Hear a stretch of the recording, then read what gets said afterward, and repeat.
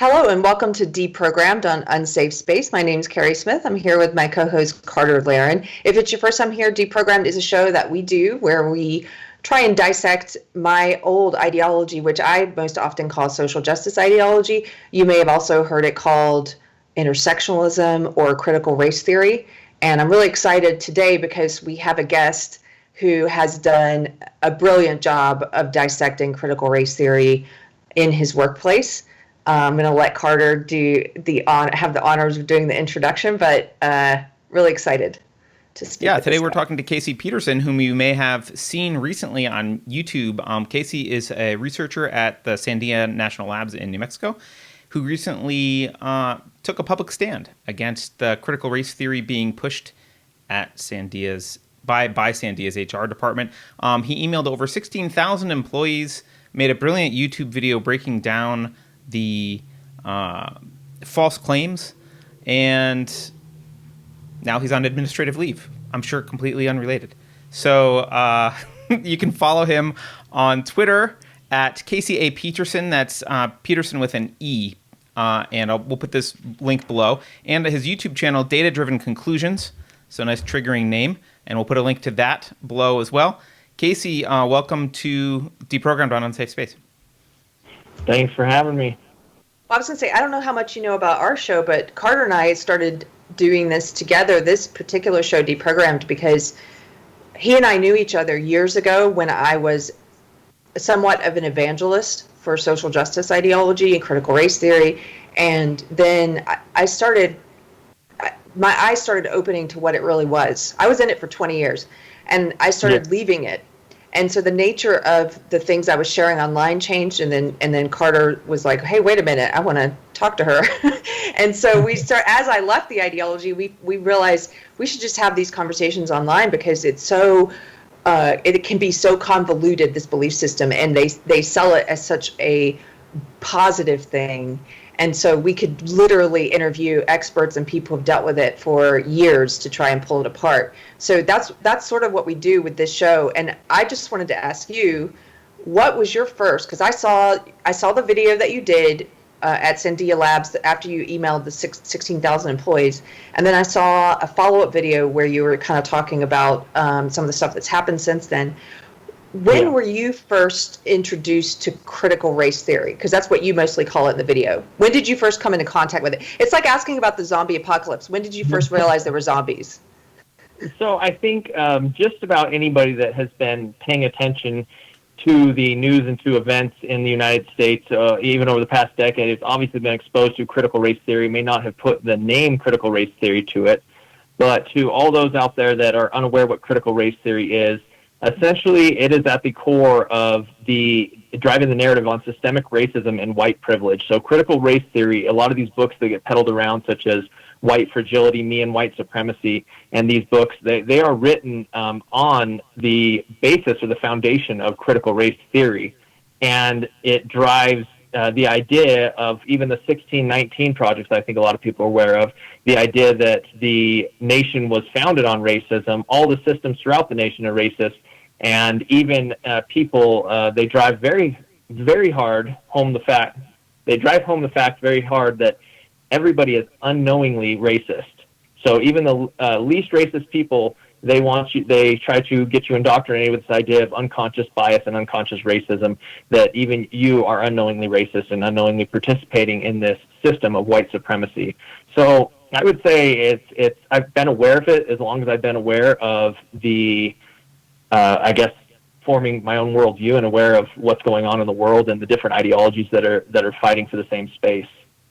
And I guess I was surprised to see it creeping into our national laboratories. For everybody unaware out there, I am part of I believe the largest national laboratory. Out of our 17 federally funded national laboratories, Sandia National Laboratory is the largest. And our national laboratories are absolutely critical to national security. They take on the most difficult and sensitive problems for our nation. And there's been a lot of people out there outraged at what is being taught and pushed at the federal level to the employees from HR and even calling for defunding of the national laboratory. And I don't think people realize how important the national labs are. Yes, there is a cancer in the national laboratories, but we don't need to shoot ourselves in the foot, or I guess even in this case, this is more akin to decapitating yourself to go and kneecap the national laboratories. And their funding, the work they do for the nation is absolutely critical. The people we work with are brilliant, and I think that if people understood what we did, they would know that we just need to work to get critical race theory out of the labs and not necessarily punish the engineers and scientists that just want to get back to work, just want to work on national security. And they're being hindered, and we've had even a lot of them. I said on another program, a radio interview that I did, that we would begin to start hemorrhaging good people. And I was corrected by a lot of my coworkers. They had emailed me and actually upset, saying, they said, "Begin to hemorrhage? What are you talking about? We've already been hemorrhaging." And so this is something, maybe I wasn't paying attention to this, and it was drawn to my attention. There's people email me that have already quit, and people that are considering quitting. I even spoke to the gentleman on the phone today that was considering quitting and still even considering it strongly, because he wasn't sure how this was going to all turn out. Just the environment has gotten very poisonous for especially white males at Sandia National Laboratories. So it's very unfortunate. This this is going to sound like a non sequitur, but it's not. Did you watch the series Chernobyl?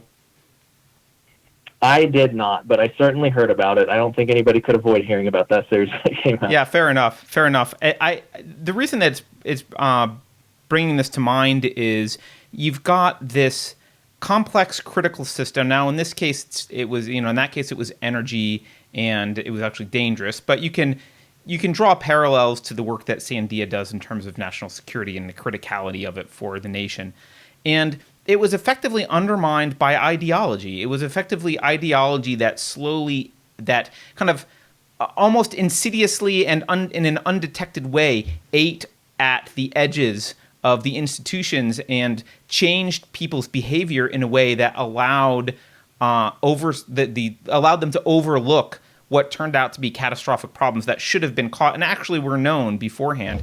And I can't help but think that Sandia, I don't think Sandia is unique in that this is being pushed there. I think Sandia is unique in that there's someone who's speaking up about it.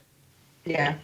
The whole reason that I'm here is because this was, let's go back in this saga. This will take a minute, but about 2 months ago, I had some emails come across my personal email, and this stuff, there had been whisperings of it throughout the labs before, but I had some emails come across that were from 3 director-level managers, and they were essentially, I guess they were well-intentioned but very misled, and they were just kind of pushing this critical race theory very subtly and stating things as fact that weren't fact, and so I was a little irritated. I almost emailed my manager, and at the end I decided, let's just let it go. Who cares? And then 1 week later, and this is now, from can I jump in for a second? Just to clarify, those 3 emails, I'm curious, they all came in after George Floyd kind of pushed this ideology into the mainstream. Is that correct? Yeah. Okay. So everything that we're saying here is kind of on the backdrop of the unfortunate events that happened with George Floyd, and that sparked a lot of people to action in the laboratories and across the nation, obviously, and a lot of unrest and a lot of call for activism, saying silence is violence or silence is compliance, and that if you don't speak out, you're racist. And that's obviously a very strong accusation, and nobody wants to be accused of being a racist. So you have these people coming to work that are very well-intentioned, I believe, but just deeply misled on the facts of the situation. And I tried to bring this, so anyways, coming back to the timeline, I would say a week later after those emails, those concerning emails, we had classes that were very much rushed and shoved in front of us. And there was a class on how to talk to your children about race, and then there was a panel of the law enforcement in the black community, essentially Sandia National Lab employees, black employees, talking about their experiences with law enforcement. And then the third one, that was the big one, it was the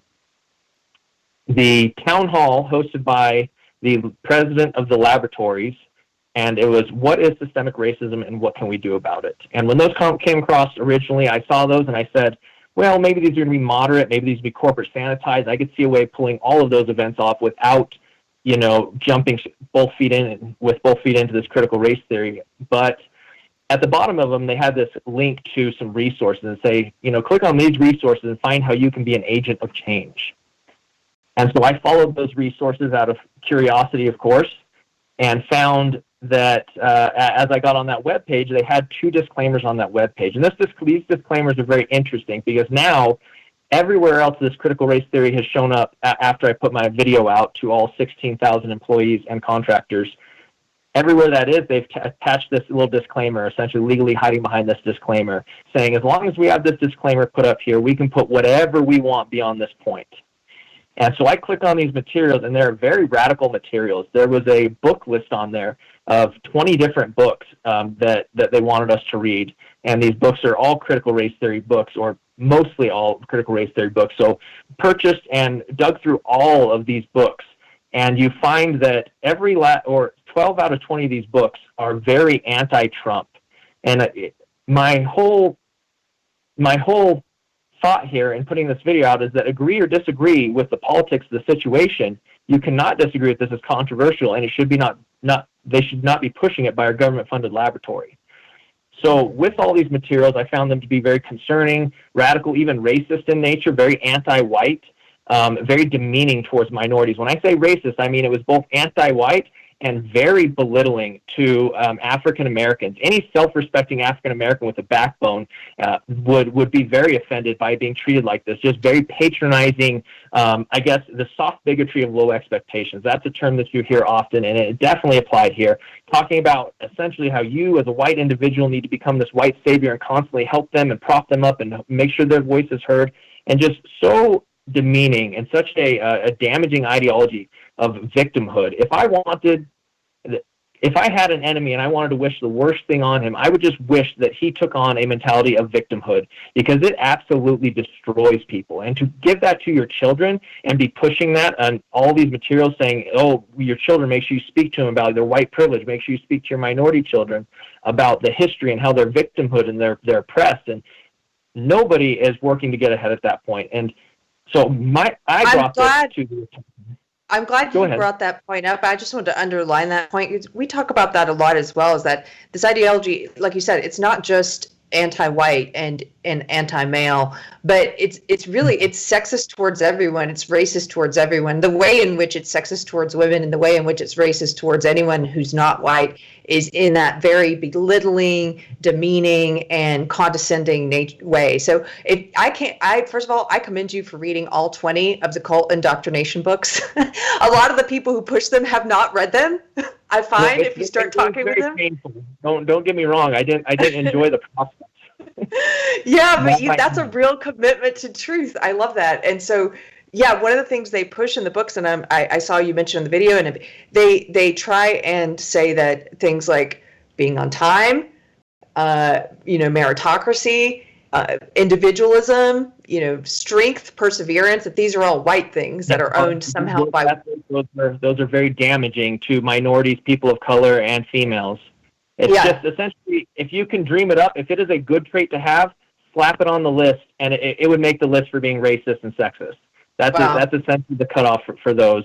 But anyways, a lot of these materials pushed by the laboratories were very, very political in nature, and definitely in violation of the Hatch Act. But of course, they had them hiding behind this wonderful disclaimer. So, all liability goes away as long as you say, hey, go and push it really hard and say, everybody needs to go read this. We found out some of the groups were actually pushing to like homework, essentially. Like, we're going to have a group meeting and we want to know what you've done on these activist lists or what you've been working on. And, the subtle threat there is, like, if you don't want to come and participate, that's fine, but it's not going to reflect good because this is coming from the highest levels. This is like larger department meetings. That did not happen in my personal group, so I can't attest to that, but definitely happened with hundreds of others. But anyways, I decided that I was going to bring these materials up to my management, and I called my level 2 manager at this point because my level 1 manager was out, but I looped her in on it as well. And I told him my concerns over a 30-minute conversation, and he thought some of my concerns were merited. So he led me on to ethics, who passed me off to HR, the HR group that actually hosted this internal webpage talking about race in the workplace. And they were taking a real long time. Everyone, both ethics and HR, I got the vibe they were kind of slow rolling it. So I eventually went back to my level 1 manager, and we got directly in contact with government relations at the laboratories. And we went back and forth with them. And this whole time, I started out with 2 goals. And my goals were the same all the way throughout this process. And either one, these materials are in violation of policy, and they will be taken down or removed or, reworked, and I could go back to my day job focusing on national security. Or 2, they are within government policy, in which case I could start creating my own class and pushing my materials on the subject with the same level of exposure and the same level of promotion as theirs. And I pushed all the way through this process, and eventually, about a month and a half later, I sat down and met with HR. And had a very troubling meeting with HR. It was a senior manager, 2 other HR individuals, and my manager. And talked with them for a 30-minute meeting, and they discussed with me that these materials had been rushed when they were placed up on our internal webpage. And that, and I felt like they were hinting kind of that even if your class gets approved that we're discussing here, it's going to take you a lot longer. And then I went through some trouble. Which is funny because they just, as you said in your video, it's like they just threw spaghetti against the wall to see what sticks. And they're like, but we're not going to let you do that, but we're going to do that, and we're not going to take it down. No, and I gave them so many opportunities. I told them I would come there right now. I would come after work. I'd come on the weekend. It didn't matter. I would come show them all of the materials because I had dug through them and show them which ones were political, which ones were extremely offensive, which ones were, way too extreme. And I was going to lay everything out, and they refused time and time again. And so it's not like for lack of trying, I wasn't just trying to piss off people at work. I was doing everything I could to get these materials taken down. Hold on for just a second. I just want to pause because I want to clarify for people that don't know, because not everyone I don't think is familiar with. You said there's 2 options, and are you basing this on the Hatch Act? Are you saying because there's rules about political propaganda or speech at Sandia? Can you clarify why you thought there was two cases that were possible there, and why you would then be allowed to put up alternate material? Yes, so part of it is the Hatch Act, because obviously a lot of this crosses into political realm. And then also, Sandia being a national laboratory, they can't prop up one ideology over another, and then especially when it's politically charged. And they're even saying that they were open to you talking about having this difficult conversation of race and telling everyone their ideas are welcome and all this, and just paying lip service to it essentially. But then having these classes where they had complete and total control, especially during COVID, they have complete and total control of the Skype course, and they're recording the entire class, and so people are already scared to speak up. And then, especially for the last course, we have 4,000 people. Nobody is chiming in. Nobody's going to say anything in that class because you're not even allowed to, and so they're just sitting there and preaching at you. For all 4,000 people that attended that final town hall on systemic racism with the president of the laboratories, that they have complete control over that, and they're essentially just indoctrinating people and giving all of it is just misinformation. So just to be clear, there's a difference between them allowing you to have political speech and argue amongst yourselves, and it seems like the company itself has one particular political agenda that they're wanting to push, and they're arguing that you can't even push back on that political agenda. I just want to be very clear for people. Yes, and political speech at work is not, we aren't even allowed to, we've been told that even if we are in the parking lot on the military base, we are not even allowed to like a tweet that is political. And wow. So they are very strict on what you are allowed to do and not to do. And they were essentially saying this is outside the realm of politics. So they're saying if we are pushing this critical race theory, it's outside the realm of politics. Even though their books completely called out, or books and materials called out action items for political activities that you need to do. You need to fight against voter ID was one of the things they were saying. You need to support Black Lives Matter, Southern Poverty Law Center, the NAACP, extremely political, controversial groups, and telling you to donate to them. But of course, they're behind this little disclaimer, so they feel like they can do whatever they want. And then the minute you ask to put the same types of materials up behind that same disclaimer, absolutely not. They're not hearing it at all. Got it. So this kind of I guess the breaking point for me after I had met with them, or let's finish up on this meeting, because there were some things that were said in that meeting that I thought were very concerning and kind of made me very frustrated with the situation. The HR department went through some lines of questioning with me. One of the HR representatives there went through some lines of reasoning. She was asking me how I felt that this class would be contributing to being an ally, a black ally.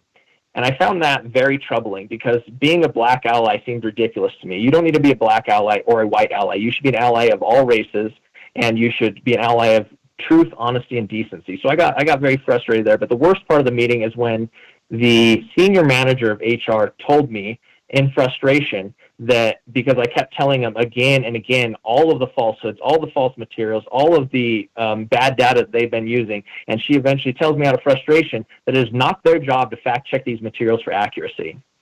Wow. And that was extremely surprising. Especially given that you're at a research lab. It's based on empirical, the kind of work that you do depends on empirical evidence. And you're saying, look, I've looked through all of the empirical data and the statistics and the studies. And I noticed you mentioned the Roland Fire study, the Harvard study, and the narrative that you guys are selling in this material is not accurate. And they're saying, it's not our job to be accurate. And the irony was obviously extremely thick, because even my manager was taken back by that. When she comes from a technical background, so for that to come out of their mouths, I think for HR, they all just shrugged it off, but I think it hit my manager a lot harder. And I'm not saying that my manager completely agreed with me. My manager was very, very by the book, to the point that I couldn't even tell what her viewpoints was. So she's done an outstanding job in her place in just staying and doing her job, and nothing more, nothing less. And HR, I brought up the scientific method and things, because I obviously found it extremely ironic that they would be talking about this at a national laboratories. And she said, you can find a study to prove anything. And I just laughed at her. I was like, yeah, that's literally the scientific method. That's what we do. We debate through studies and facts and data. And when your data is wrong or your study is botched, which the amount of bad studies that I have seen through this process, I never thought I'd be digging through so many studies, so many horrible studies. It just makes you almost lose faith in academia, and it's sad to see, but it's a fact. If you have an ideology that you want to push, if there is money to be had or a political view to be pushed, you will find the study. So if you believe it, the study will come to support it. And it's sad to see that, but the good news is with a little bit of critical thinking, it's extremely easy to destroy these studies one after another. And I've had so many comments on my video, because my video is an hour long, and obviously I had to balance a lot of things in this video that I emailed out to my entire laboratory. People complained about the length of the video. Obviously, if you're complaining about the length of the video, you are not the audience. The audience is some of the most intelligent engineers, scientists, and PhDs in our nation. So you were not my target audience. Additionally, a lot of people are coming. I'm going to use that argument from now on when we have really long videos, so I appreciate that. Thank you. So we had people coming out complaining that, oh, you didn't mention this fact, you didn't mention that fact, you didn't mention this study or that study. And the fact is, I gave a big list somewhere in the middle of my video saying, these are other topics I'm going to cover, because I had, out of all the slides I had another 250 slides, mainly database slides and sources and things, but I can't fit that into an hour-long video. And so, yes, I have looked at your study, and the specific 5 logical fallacies that I found again and again in those studies, in the most common logical fallacies that disprove these studies and these claims, apply to the rest of these studies as well. So I pulled some of these strongest, hardest hitting claims, and I plan on going over all these studies. But if you think that your specific piece of evidence, I haven't been presented with it, or I haven't seen it, I guarantee you that I have. All of these books are going to represent their arguments, starting with their strongest points of view, not their weakest points of view. Every last piece of material that we had trying to prove that you're racist, trying to prove that you're unconsciously racist, whatever it may be, I have seen it, and they're all bullcrap. And if you want to stay tuned, I will show you over the next few months about how much garbage are in these studies. So I just want to give you a standing ovation. First of all, Carter and I have been wondering for a while. We were saying, where are the engineers and the scientists? Because it actually, in a weird way, some of the smartest people I know who are engineers, some of them have been pulled into this belief system, and I was trying to figure it out because they're so, everything they do, it depends on facts. But at the same time, we were saying, well, maybe it's because in some cases, people who maybe they don't understand as much the emotional mind, and so because this functions a little bit like a religion or like a cult, like an orthodoxy, that maybe people who are more scientifically minded might be pressured to go along with this because they think they just don't understand it emotionally, that this is a different kind of knowledge they don't understand, and let me just say what they want me to say and go along with this, even though the statistics don't match what they're telling me to believe, because there might be something I'm just not getting here. And but I'm happy to see that I'm wrong, that there are scientists, there are people in the engineering field who are starting to push back against this. And yeah, anyway, I just wanted to give you a big thank you. I want you to finish your timeline. After you had the meeting with HR, the very disturbing meeting, then is that when you decided I'm going to do the video? Yeah, well, let me speak to this real quick. You say, where are the scientists, where are the engineers? Okay. I would say the thing with scientists and engineers, they want to build crap. They want to solve problems. So when you say, where are the scientists and engineers, a lot of them want to be left alone. And even more than that, a lot of the scientists and engineers, you will find, like, I will, interesting thing about Sandia, you get the opportunity to work with every discipline. Physicists, chemical engineers, you work with biologists, you work with every single discipline at Sandia, and you'll find that I will talk to an extremely intelligent physicist who can tell you everything on physics. The minute I want to mention some hardware circuits to him or any programming, they want to shut you down. Their brain is so full. They are such an expert on their subject, they have no room for any other bullcrap. So lots of scientists and engineers could specifically block that out.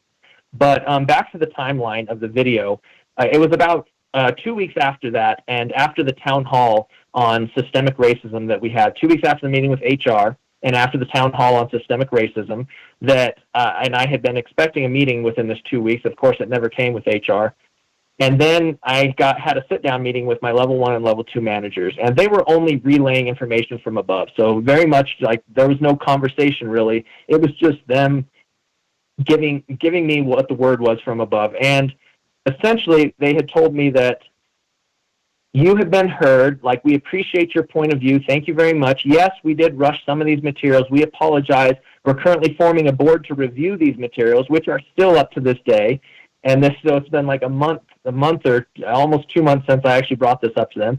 So they're going to take a while to review these. It's apparently very difficult to read a book for whatever group they've formed.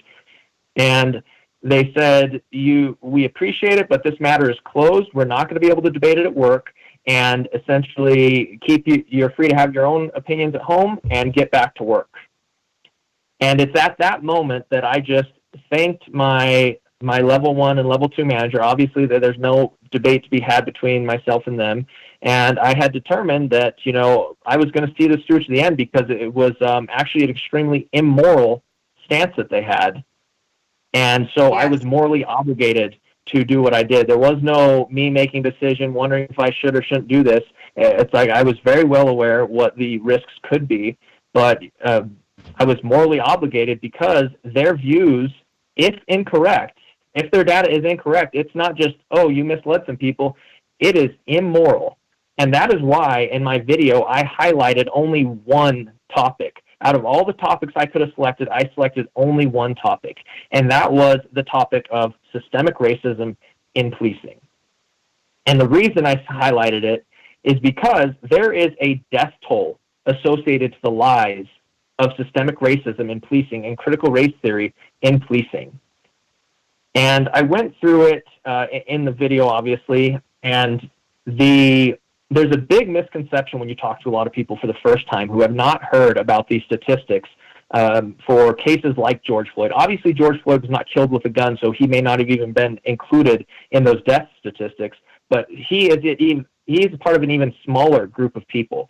When you look at the arrest rates and the crime rates, And then you look at how many unarmed black people are killed each year and how many unarmed white people, or better yet, in 2019, how many unarmed black people, how many unarmed white people.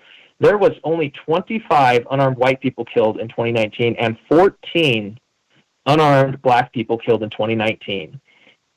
And if you listen to the narrative on critical race theory, you would assume that there are hundreds or thousands of unarmed black people being killed and only, maybe tens or dozens of unarmed white people being killed. And it's just not the case. You look at it, and there is no data to support the claim that police are running around hunting down black people and killing them indiscriminately based on some sort of implicit unconscious bias or whatever you may call it. And one of the things, I'm going to interrupt you just one second. One of the things you pointed out there, and you're so right. If you just listen to the media, I've had people tell me it's a pandemic. It's an epidemic of police officers killing unarmed black people, and they don't know the numbers, and they don't know that it's 14 people in 2019. You also highlighted the fact that police officers are much more likely to be killed in the line of duty than an unarmed black person is to be killed by a police officer. And that's a statistic that I don't think people are aware of. If they're going to call one of these 14 people in 2019 an epidemic, are they going to call the numbers that of police killed? Is that a pandemic also? Is that an epidemic? But no, but it's a higher number. It's a higher percentage, but they don't speak about it in the same way. I don't think most people are aware of that. And I think that's the crux of it, is that you have critical race theory is reliant on anecdotal evidence. And that's why you will hear so many times you have to listen to the lived experience of people. You have to listen to lived experiences. And there's a gentleman that I follow online that all he does is follow police brutality and police not knowing how to do their jobs properly and abusing their force and abusing their position and just being, police malpractice in general. And he makes a living off of this. It is not unique to the black community, and the data does not support that black community is being killed at higher rates. It does not support the fact that they're being pulled over at higher rates. If you actually look into all of the studies and dig into every last one of them, every single claim that is brought up to me said, oh, you didn't consider, the arrest rates for drug use. You didn't consider how many police pull over, how many black people are pulled over, and how they only make up 13% of the population, yet they're pulled over at, double the rate or 1.5 times the rate. And then you have study after study coming out showing that African Americans are breaking the traffic laws and much more than twice as likely to speed, and much more likely to speed than white individuals. And so the benchmark is constantly misused. This is one of the most common tactics for logical fallacies, is choosing the wrong benchmark. And Heather McDonald goes into this in depth. For everything that I've touched the surface on for these police statistics and police misuse of force, Heather McDonald dives so much deeper into it. And so I think coming back to the storyline here of why this is so immoral to push this critical race theory ideology, I come back to the Ferguson effect. And you and your viewers might be aware of the Ferguson effect, but for everyone out there that's not, the Ferguson effect is the event that happened in Ferguson, Missouri in 2014 with Michael Brown caused the unrest and the riots, which caused the police to unintentionally pull back due to police demoralization. And that pullback caused a spike from 2014 to 2016, a spike in crime, and it has even that spike in crime represents an additional 2,000 deaths for African Americans. So it's not just police that are suffering from this. Yes, there is an increase in violence against police killings due to this anger, due to these individuals in these communities feeling like that they're being indiscriminately hunted down. But these minority communities are being hit much, much harder than even the police are being hit.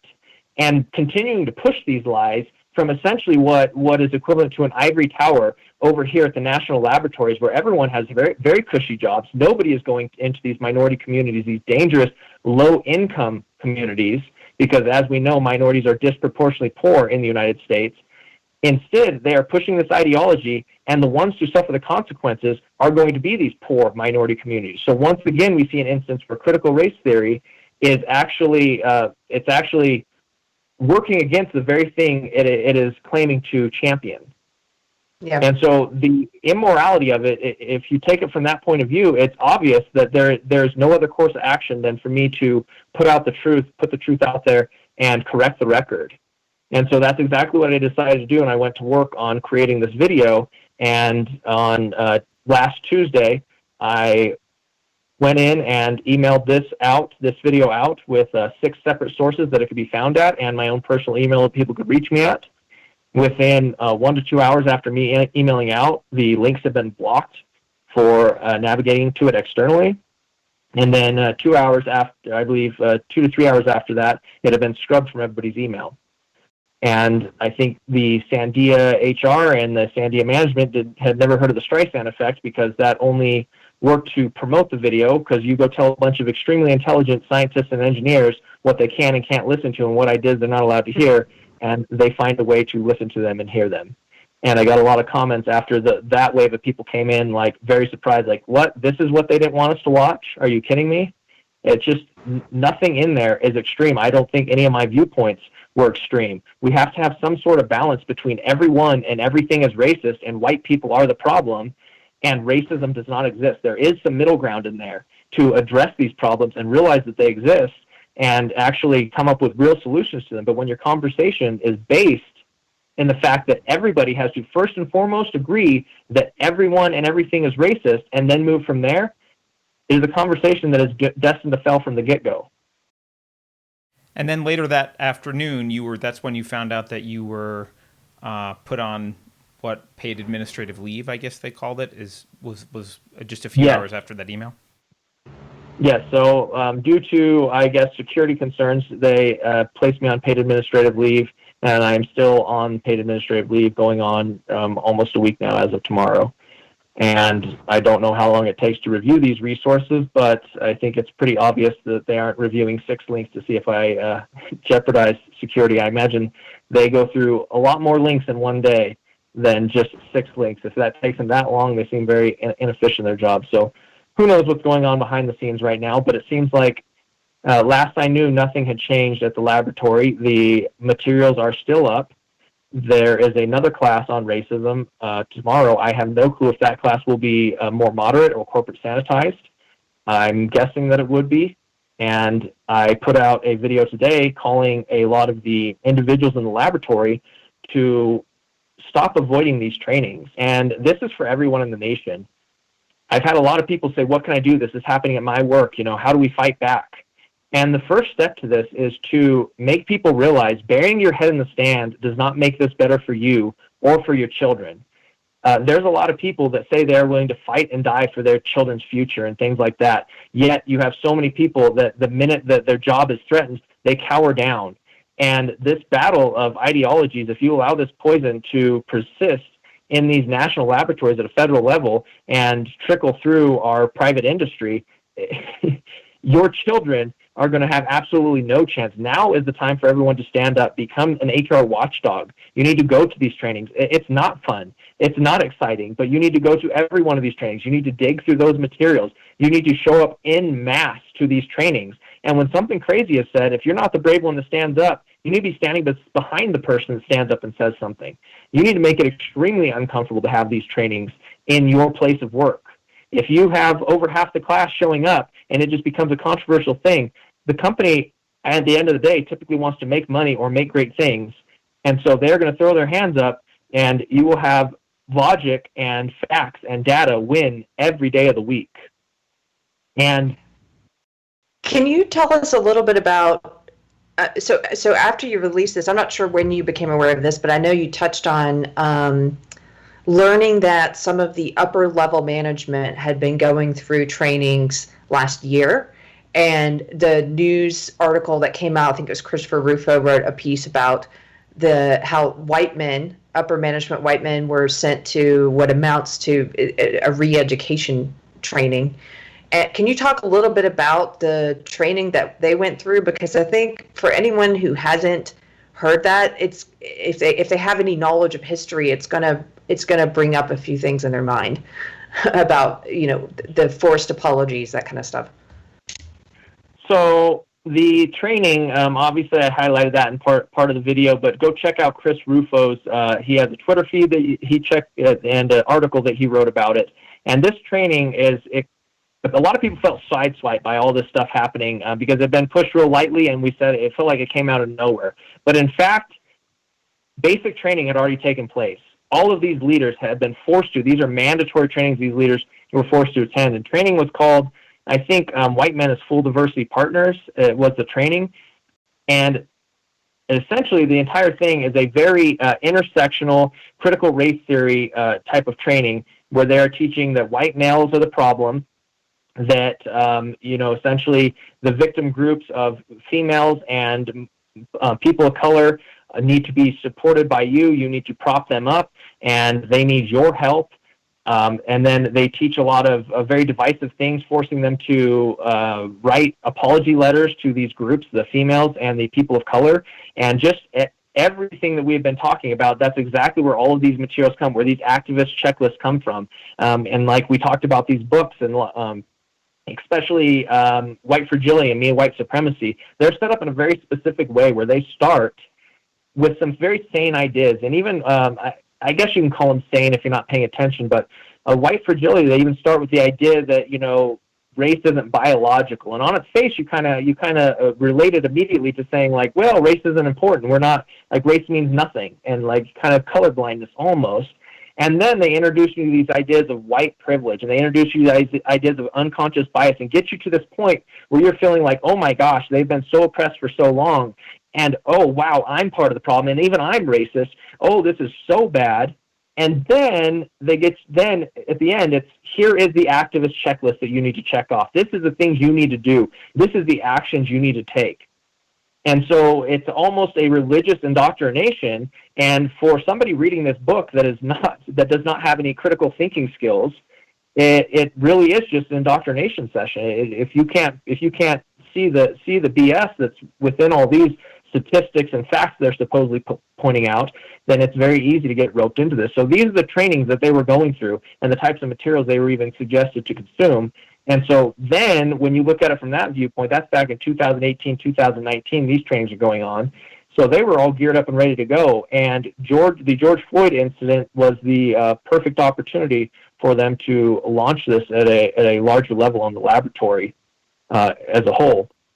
And so those trainings, I guess this is the first time that they bled over in a really big way into the members of the workforce. And even then, there were still people emailing me after I put this video out 2 weeks after this town hall on systemic racism, these engineers and these, scientists that have just had their heads buried in the sand and said, I had no idea it was this bad. I had no clue. And even people asking me after the fact saying, where can I find these internal resources? Where do I go to find them? And I'm having to point them in the right direction to even dig them up, because they had just been completely unplugged from it. The email comes in, they delete it. They want no part of it. Mm-hmm. And that's a problem. If we aren't HR watchdogs, if we don't actually have people that care showing up in force to these events and putting HR in check, you end up having this out-of-control critical race theory at our federal national laboratories, and it's this divisive ideology, and it's too late to do anything about it. We don't go 10 years down the road and try to reverse course. Now is the time for us to stand up and reverse course. Something I really admire about what you're doing is that I think for engineers and scientists, and I'll speak for myself because I was an engineer for 20 years. I think there's a tendency, it's a sin of naivete in some sense, in that a lot of them kind of assume that, okay, well, I'm an expert in my thing, and so I'm rational and I'm going to do my thing here, and my opinion can be trusted because I'm, doing my best to be objective and fair. And they kind of assume that's true for HR and the humanities and other things that are disciplines that are isomorphic to their disciplines. And so they're just like, well, I'm sure that, they've thought about it and they're using empirical evidence and they're rational and doing their thing. I just don't understand that. So I'm going to leave HR alone. And the idea that an engineer should be a watchdog of HR just kind of sounds weird to them. And anyway, as you said, they want to be left alone. So just do your HR thing. It can't hurt anyone. It's just stupid HR stuff. I mean, I remember that attitude. It's just dumb HR stuff. It can't hurt anyone. Just they're going to go do their stupid thing. And maybe they'll send emails that are annoying once in a while, but we can ignore them and go back to coding. And and the truth is, this has been metastasizing for decades. It is all over the place, and it's came in through exactly the vector that the intelligent, rational people have been ignoring, and thinking that they can just, hey, well, I deal with the physical world, so I'll just let them deal with the world of people. That's not a big deal. And now it's kind of, Keri uses this analogy of like the Manchurian candidates have been activated. Like the sleeper cells have now come alive, and now it's very clear that it's kind of everywhere. And I think if you can rally the engineers of the world and the scientists to stand up to this and say, no. My brain is capable of more than computer science and physics. I'm capable of reading white fragility and seeing through its bullshit. And I will push back on this. There is not specialized knowledge in HR, which is somehow magical that I can't touch. I am able to understand it, and it is wrong, and I can apply logic and reason to these things, and it needs to be pushed back. If there's enough engineers that I think you could actually push back if enough people stood up and did what you're doing. So I don't know. There's not even a question there, I guess, but yeah. No, I think our movement Have you gotten a lot of... Sorry, I was just going to ask, have you gotten a lot of... And a tipping point here that we have enough support behind us at the laboratories with what's happened in the last week that I think critical race theory is on its way out. And that does not mean that we sit back and relax. That means that we need to push even harder, because I've said it before, but we do not want a watered-down version of critical race theory, because if we do not push hard right now, all that will happen is they will just take all these materials and pull out some words here, some sentences there, and then they will just regurgitate those same materials on us over the next decades. And speaking to the HR training, a lot of people have asked me, said, where's this coming from? Like, it seems so coordinated, and people always jump to this nefarious invisible hand behind everything, thinking that they're just coordinating all of the HR departments across the world or across the nation. And you do not need that. They know that they are all in the same church, essentially. Yes. They know marching orders come down, and no one needs to tell them. No one needs to send them a text message saying, now's the time. They're already ready to do it. They already had the materials queued up, ready to go, and the minute their opportunity presented themselves, they feel like they're doing the best work that they could be. They feel like they're doing the best work for their, ideology they possibly could be. And you will hear them saying, as you pointed out in a video, like essentially strike while the iron is hot. A lot of the people who are pushing this now, whether it's in the workplace or in churches or in hobby groups, in the knitting community online, wherever it's cropping up, they're saying now's the time. And you will hear that we call them almost, if you think of it like a religion, we call them the high priests and priestesses of the movement. They are saying, you can't let up. You can't just post that. You can't just virtue signal for a day. That we have to keep the pressure on, because they recognize that this, it could have been any tragic event, but it happened to be George Floyd's death that sparked this. But it took root. It had already been growing. Took root's not the right word, because it took root decades ago, as Carter was saying. I was indoctrinated 20 years ago. And you can bet if I were still in it, I would be using this because a lot of the people who are in it, a lot of the people, you touched on this earlier, a lot of the people who subscribe to it have good intent. And they take it at face value when it says this is about ending racism and sexism. Now, there are also people in it with bad intent who know fully what it is. But I think the large portion of people who are now speaking it are doing so casually. Maybe they haven't read the books, but they've read what the books say they're about, and they're, well, I'm against racism, I'm against sexism, I'm going to push this. So let me ask you a question. What would you say to those people who, because you've kind of spoken to, you've kind of given advice to people who are against this, that they should start speaking, and why? Because this is a moral issue. What would you say to the people who are for this ideology, who've accepted some of the tenets of belief, who have good intent. Do you have any words for them? So I would say that a lot of people are very, very good, have very good intent, and they've just been misled. And to be misled and then have someone point that out makes people feel foolish. And a lot of people will, it's obviously not a good feeling. And so a lot of people will double down on their own beliefs after somebody has pointed that out.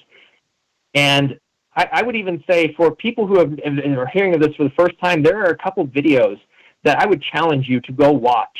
And the videos are 100% filled with, misleading statements, logical fallacies, false data, but the videos are very convincing.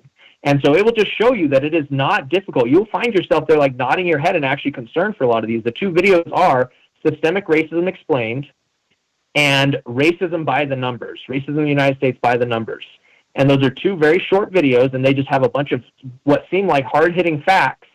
And it actually takes quite an effort to go and untangle the garbage mess or the web that they weave of different lies and things like that. And so I would say don't sit here and chastise anyone who believes in this, especially people who have passively started believing this recently.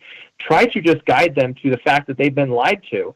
And they only have to put on their critical thinking cap for a very short time and lead them ask them what the hardest hitting fact that they've heard is. Start there.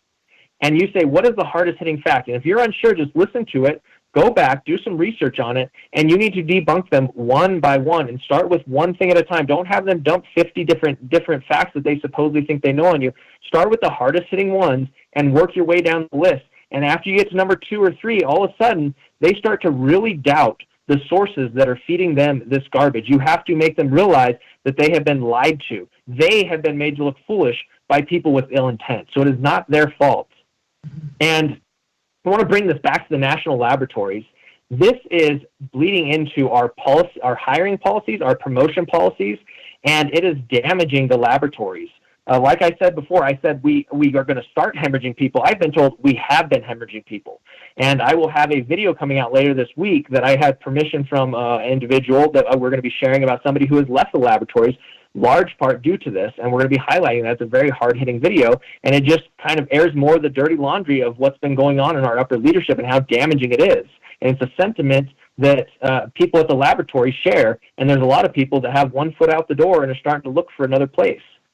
Before I even put this video out, talking to an individual that I work with on a project, he said, man, I don't plan on being here for 10, 15 more years. If it's this bad now, he was already planning on looking for new work. And this bled over. I put out a video. We have a process called LDRD.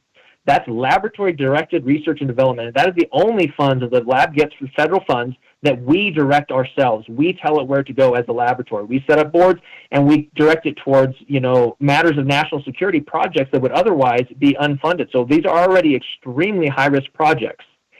And this woman speaking out, I've never been through the LDRG process. I do not have an intimate knowledge of the LDRG process. So this is all from a 15-year veteran. And being, after I put that video out, I got confirmation from many others that, yes, it is that bad, that these funds are being allocated based on intersectionality, and essentially race and gender are coming into play. And she ran through a scenario where there were not enough women in the upper pool of good ideas. So they sat there and talked for a while and started shifting some of the better ideas down and moving these female-led ideas up to the top of the list. Wow. And you're talking about some of these projects. I already personally know of projects that were not funded, that I wasn't on the projects, but LDRDs that were not funded, that were, even by other white males or other individuals in the lab that seemed like extremely good and promising projects. And sometimes there's a lot of, I guess, nuance involved in this process. But needless to say, there's a very important research that goes on here and a lot of really good results that have come out of LDRDs. So to say that we are going to inject race and gender requirements in the funding process for our high-risk research and development is ridiculous. This actually puts national security at risk. You're actually saying that we don't care about national security. We care more about intersectionality. And well, I think that's true, by the way. I think that the dirty secret that, again, getting back to the engineers' naivete, they believe that these high priestesses and priests of this movement actually want what's good for people. I don't think that's true. I think they do want intersectionality over national security. If 2 + 2 is 5 gets them the political clout they want, and the bridge falls down, so be it. And I would like to say that I don't want to attribute to malintent to those at the laboratories what could be, attributed to ignorance. I would just like to say that they've been misled, and if they're willing to open up their mind and open to the possibility that just maybe the stuff that they've been fed is false, and put on that critical thinking cap and go look at all that data again and look at the information I'm putting out.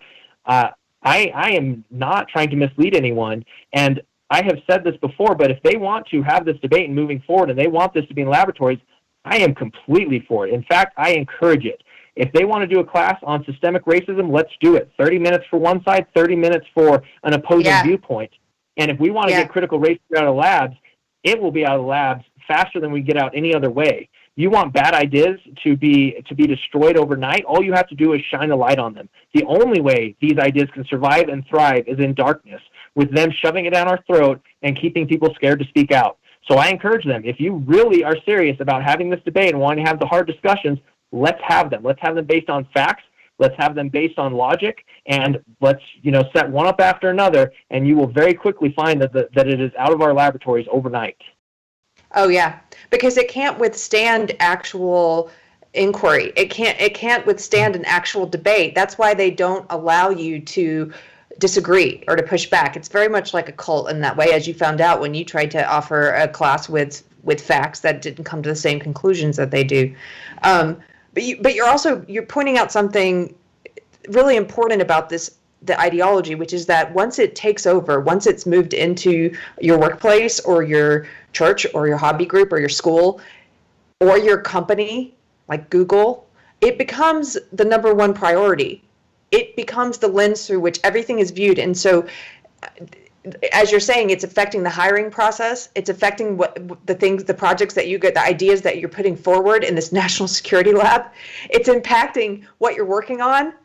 And that's because it becomes more important than what your original goal was. Whatever the goal was, whether it's a workplace or a church or a school or a hobby group, this becomes the number one priority, and then that goal is subverted. And so a lot of people can't understand. I think it goes back to the point you were making, Carter, about people who are a little bit naive to how this ideology operates. They will sometimes look at a company where it's taken root, for example, and say, well, don't they care about profits? Why would they be pushing this if it's not good for profits? It's like, because you don't understand how this operates. It is the number one priority. And once it's taken over, profits are second. National security becomes second. Especially when you talk about CEOs. CEOs are not hurting for profits. They donate their money constantly to different causes, and if they take a hit in their bottom line, they're more than happy to do so for the cause. And that's why it's hard to look at it as just like an ideology or something. It really is. I know it's sometimes seem unfair, but it really does. It's more akin to a religion or a conspiracy theory. And at all costs, you promote this over all other rationale. And I think that another thing is this is making a lot of people at the laboratories, that, like this woman echoed in the video that I did about these LDRDs and having her speak out and being brave to do that. She was talking about how this had made her doubt herself. Yes. And so for you to push these views and saying we are going to do a race gender pipeline, and all that's going to happen is every promotion, every award, everything that happens, that you're going to have these amazing, intelligent scientists and engineers doubting themselves. I work around some amazingly brilliant women, amazingly brilliant minorities, and to have them sitting there and thinking that they don't belong there, they're sitting at the table with the group of same engineers and they don't belong there, that is devastating. They are not going to be coming to work and putting their whole selves into their job. And it's unfortunate, but I am not just here to complain. I am here to also offer solutions. So I would actually challenge our company or all national laboratories, if they really think that there is racism and sexism in the hiring process, this is 2020. We can make the entire process anonymous, especially for promotions. You can make every single promotion entirely anonymous. And do you think anybody that has my viewpoint at the laboratory currently is going to be against that? Really, if you think that there's so much racism and sex in the laboratory, make it completely anonymous. And there can't just attach a number to everybody, a code to everybody, and go completely on merit and completely on achievements. And then we can put this whole entire thing to rest. We don't need this imaginary boogeyman out there of racism and systemic sexism going through these national laboratories. Make everything anonymous. I will bet even most of the hiring process could remain anonymous. Well, I'm going to spoil the technologies that we have. Yeah, spoiler alert is that they don't actually. They would not be okay with that. Well, I don't know if you've seen, but they've recently argued again. They don't want to have blind auditions anymore for the orchestra, because they're now saying they originally started doing blind auditions in order to fight racism and sexism, but now they're saying we can't do those anymore because race and sex should play a role and we need higher percentages. Yes, so everything should be looked at through the lens of race and sex, and that is critical race theory. You have to. It's very unfortunate how many traits that critical race theory and intersectionality share with white supremacists. And if you are making your bed with white supremacists, you might realize that your ideology is a little morally bankrupt at some point. Yeah. And it's extremely unfortunate that that's making it to our laboratories. But I'm hoping our national laboratory is not like a lot of the other organizations that we see around the nation, especially private companies. You know, we do have a lot of very logical, very passionate people in the laboratories, and this is a fight that we are winning and that we will win, and we have to win. So I've had a lot of people voice concern that I'm going to burn out on this or get bored or eventually drift away, and I think that possibly people have not met me. I guarantee that is not the case. I don't care what they do to put me away. This is not going away until this mission is accomplished, and we have this completely out of our national laboratories, and we have a truly diverse and inclusive laboratories where we aren't judging people based on their gender, based on their race. We're judging people based on their merit, based on their accomplishment, and based on what's important. Now, we hear a lot about diversity, and I think HR departments push diversity in hiring, and they say, do you value diversity? And then they talk about these studies where you have diverse groups of engineers and they produce better results because they think diversely and things like that. Diversity of thinking is entirely different from diversity of race. Yes, there is a correlation between race and diversity of thinking, but some of the most diverse thinking that I have seen at the laboratories came from a older white gentleman and that I'm friends with at the laboratories, and he comes into some of these meetings where people have been working on problems for weeks or months even, and will drop a path forward or ask the right questions and come at it in such a unique way that he has some of the most diverse thinking that I've seen or heard of. And if diversity of thinking was so closely attached to race and gender, then you would have these extremely intelligent engineers and project leads fighting over the women and over the people of color that were at the laboratory, needing them on their project. But that's not necessarily the case. They know what type of diversity of thinking they need on their projects. Diversity is absolutely great, and we should value it and cherish it at our laboratories and push it. But when you are excluding the largest population of white males and bashing on the largest population of white males at your laboratories, that does not make an inclusive and diverse environment. Diversity includes white males. And the laboratory is alienating that group of people that are critical to our national security. So I think everybody at our laboratories needs to feel included, and we need to get back to that point where we aren't pushing these very divisive points of view at our laboratories. Yeah. Part of what may determine your success is how much this has metastasized into Sandia, and I don't know. But I think one of the issues that you're struggling with is just fundamentally is the way that they get around a lot of rules about politics or using anecdotal data rather than statistics or whatever. The reason they get around all that is because at a very fundamental level, they've pushed a philosophy which is inimical to standard kind of rational philosophy, right? So they, like Keri mentioned, they like reason is considered a construct of the white patriarchy. Lived experience is an alternative way of knowing, which is just as valid as facts. Like all of these things that sound ridiculous those are the foundations that the academics have been putting in place for decades. And so it's on those foundations that a lot of this critical race theory, or a lot of the actions being pushed by the critical race theorists, it's on those foundations that it's built. And if you've got people at the high level of Sandia that are just accepting the conclusions and pushing the political agenda, then absolutely, maybe this will totally work, and you'll be able to. They still have some allegiance to reason. If it's metastasized to the point where the entire HR department and people in charge actually accept the bad philosophy, that becomes a much more difficult battle. Maybe not impossible. So I think your approach is probably short-sighted. Let's say tomorrow Sandia came out and said, "We are so sorry for all of this. This will not happen again," and they came and changed all of their policies. That is very temporary. That is something that they can change their mind tomorrow. This can go away, and 1 year from now there could be another George Floyd type incident, and statistically we know there will be another George Floyd. There was plenty of white people, unarmed white people that were killed. There were plenty of police brutality incidents, and unfortunately it is not solved. We still have problems in policing in America, with some individuals and small instances. So that is not a permanent solution. What is a more permanent solution is, first and foremost, an executive order. But as we know, as the saying goes, an executive order is short-lived as well, because live by the executive order, die by the executive order. So depending on how things go, obviously in the upcoming months and what happens, we need to push this through to an actual legislative solution.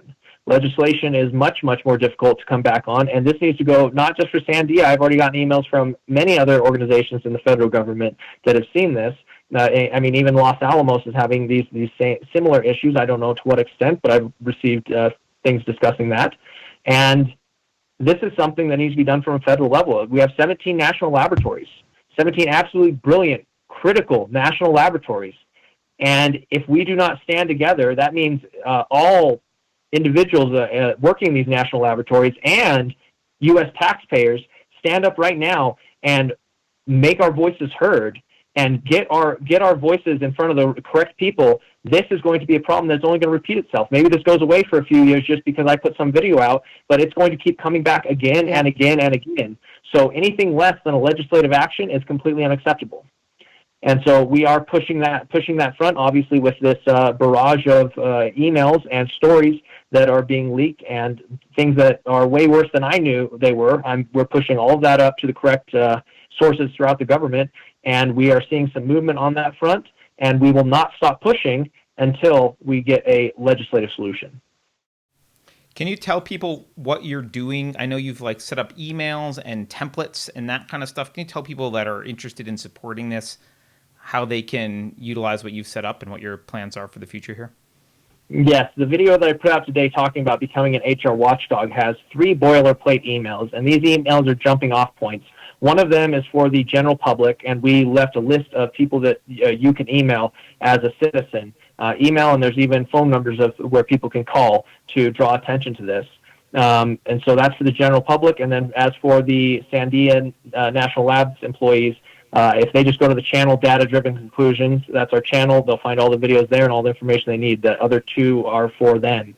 Additionally, I do not have all the answers. People come to me as if I'm the bastion of all good ideas on this subject, and other people started just taking initiative, tweeting these videos out to the correct people. We need national exposure, so tweeting these things out or pushing them to people's social media, reaching out to other individuals. I am open and available to discuss this on other platforms. I'm open and available to discuss this with senators on phone calls. I've reached out on multiple fronts, and we are starting some of those conversations. So whatever ideas that people have to push this is an extremely important battle to have. And if we can push this out of our federal facilities, especially out of our national laboratories, it makes it much more difficult for these things to fester and grow inside of some of these private companies as well. When it's looked at as discrimination, when it's looked at as completely unacceptable, completely outside of the Overton window inside of our federal facilities, all of a sudden it starts looking really bad when a company, private company, stands up and supports these radical views. So this is something that can have downstream effects. And so people need to understand how important this movement is. So whatever your ideas are, get active with it. We have a serious problem with a lot of individuals with I would call them more traditional ideology, more logical viewpoint, people that want to be left alone, where they are some of the most brave cowards that I know. They are some of the people that would, very easily sacrifice their lives for what they believe in.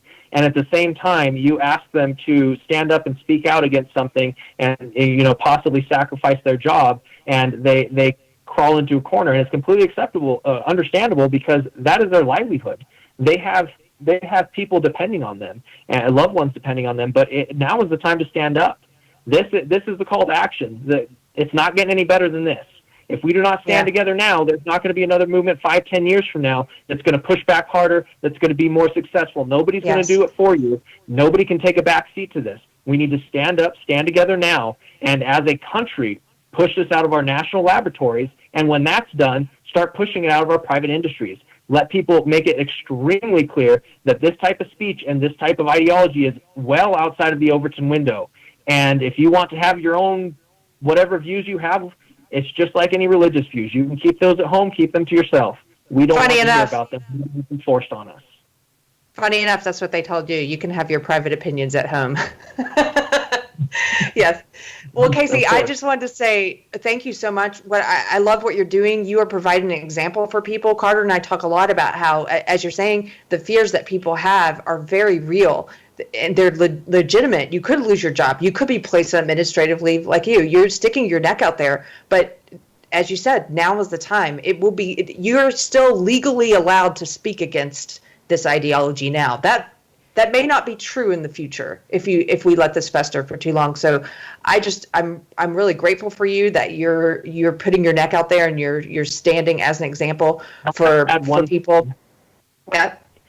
So I just want to add one last thing here, is that a lot of people are kind of caught up in the drama of it. And if you're coming here to find out what happens to my job, what they do to me, and sitting around for the show, that is completely unimportant.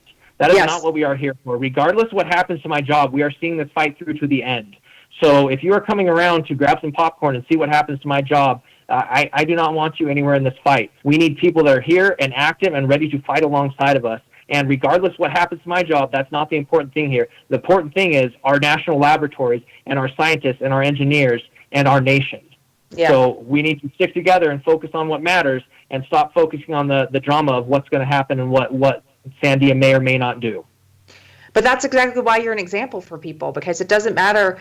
You're fighting this battle in the labs and you're looking for people to help you fight it, but it doesn't matter what kind of career people are in. If this is infiltrating, I think you are an example to people that there's something more important. There's a long-lasting concern for your children's well-being that goes beyond the circumstances of what your job happens to be today. And so I think you're very courageous. You can shirk it off, the compliment, if you want, but thank you. I agree. I think this is the opportunity for this generation. Doesn't get to fight Nazis directly, but if they want to do something for a good cause and fight an evil, they don't have to go die on the battlefields of World War II, but they might have to speak at their job. They might have to speak their mind at their job and risk some nasty looks and maybe getting fired. I think that's a pretty reasonable ask to defend against this kind of vile ideology. Definitely. Well, thanks, Casey, for coming on the show. I really appreciate your time, and we wish you luck, and I'm sure we'll have you back as you start winning, and as they start leaving Sandia, you will be back to give us updates, I hope. Well, thank you so much. I appreciate you having me on.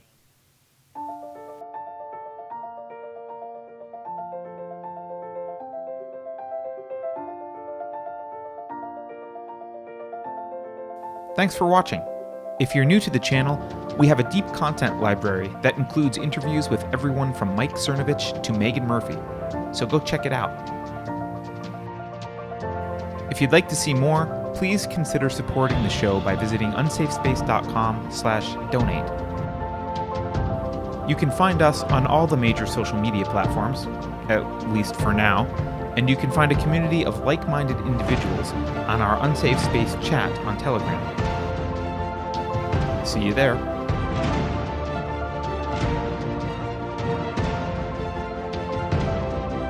Warning. This is an unsafe space. Dangerous ideas have been detected.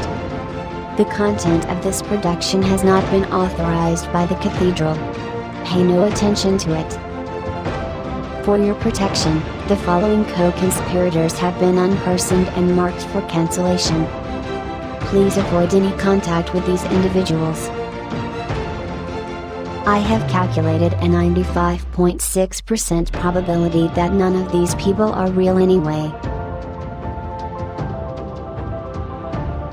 If you think about it, no one should be allowed to express opinions.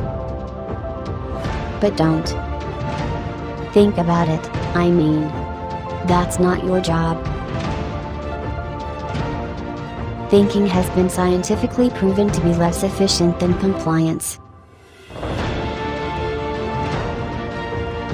Looting is a joyful expression of love.